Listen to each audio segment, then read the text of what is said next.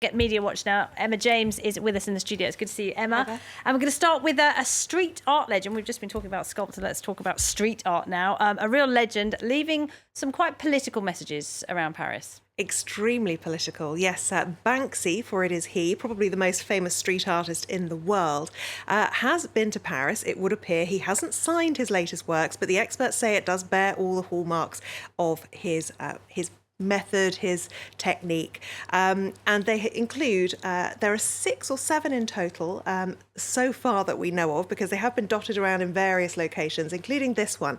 And this is supposedly a migrant girl spray painting sort of a kind of a wallpaper pattern onto the wall to make it more homely, because if you look on the floor, there's a sleeping bag and her teddy bear, and of course she is also covering up the swastika in the background.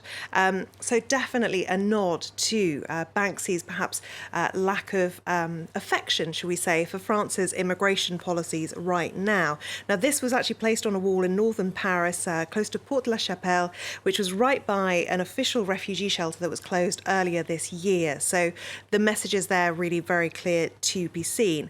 This is one of my other favourite ones. This is a take on the famous Napoleon portrait, but this time he appears to be wearing, well, I guess it's a nod to France's law against the full headscarf. Ah, right, yeah. Because you're not permitted to wear that here in France if it covers your face. And he has chosen to do that to Napoleon in this particular picture. Lots of people very excited about his appearance, or apparent appearance. Chopping out the walls already, are they? Yes, absolutely. Le Monde tweeting that he's an elusive presence, but it's an unmistakable message. Banksy's in Paris. I repeat, Banksy is in Paris. Has he been in Paris before? Do you know? I don't think he has. No, I don't remember. He has done works in France before. Calais, the refugee camp known as the Jungle. He did a lot of works up there. But I don't, as far as I can remember, he's never actually worked in Paris itself. This Twitter user pointing out that ordinarily it's a hunt for Space Invader. The little graffiti tag. Yes, a French graffiti artist in the streets of Paris. But this weekend it was stalking the frescoes of Banksy, he says, and he talks about the humour and denouncement of my immigration policy. This Twitter user saying it's the best scavenger hunt ever. And it's interesting. I mean, the street art news has gone into great detail about all the different images that have appeared. They believe it's 6, but we'll get to the 7th one in just a moment. And they're not all about immigration, it has to be said. Some of them are talking about sort of anti-capitalism, which is a favourite of Banksy. Now, this one is a businessman giving a bone to a dog, but as you can see, he's actually just sawn it off of the dog itself, because it's got a stump there and it's being given back its own leg. The famous rat. Yes, the rat, which he has done several of. There's one they've been all around the riding world, a champagne cork in Paris as well. This one is close to the Sorbonne University, which was the home really of those huge student protests in 1968, May 1968. But as you can see here, he clearly doesn't think that the revolutionary spirit is alive and well, because the 8 has dropped down and become like Minnie Mouse ears on the rat instead, sort of swallowed, if you like, by the Disneyfication of the world. Not everyone, though, is a fan of Banksy, it has to be said. I think this is probably my favourite tweet on the subject. Erase these horrors. Our city has the Louvre. No need to daub the walls. And the hashtag is darling fetch the bleach, which I thought was rather amusing. Interestingly, though, no need to fetch the bleach in some cases, because some of them have already been vandalised, not with bleach, but with paint. The one at the Porte la Chapelle of the migrant girl has been covered in blue paint there. In fact, one person actually managed to catch the people who were doing it, and they are covering it with paint, so it is irretrievable now, I would imagine, the original. These are the people vandalising it? Yes, or these are people absolutely. trying to save it? Oh. No, they are covering it in sort of turquoise paint before they then went on to use blue.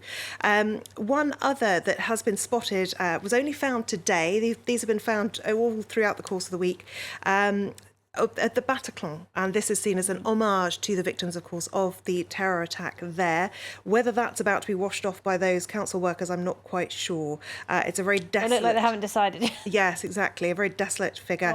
I'm not sure if it's supposed to be like a sort of Mother Teresa or a Virgin Mary, perhaps. But yes, it's like a shroud. A lot of people out there looking for these images in Paris today. Maybe some more will pop up over the next few days. We'll have to wait and see. All right, let's go to the United States, where some people are saying that you might soon have restaurants for Republicans and restaurants for Democrats, because it seems that people... This is about Sarah Huckabee Sanders, of course, who was thrown out of a restaurant because the server, the owner, in fact, didn't like her political positions. Yes, Red Hen in Lexington in rural Virginia. It's a very small restaurant, only 26 seats available in it. The owner decided to turn away Sarah Huckabee Sanders. She said her staff were uncomfortable. She has some staff who are gay and they felt unhappy to be serving somebody from the Trump administration. Vox puts it this way: the White House press secretary tried to get dinner on Friday and we've been talking about it for 3 days. And it does seem a little strange that this has become such a big talking point, but it really shows the depth of divisions in the US right now.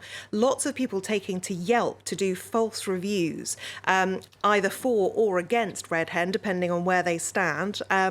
Interestingly, Yelp is trying to address this by saying there's an active cleanup going on. They're trying to get rid of those reviews that don't look like genuine reviews.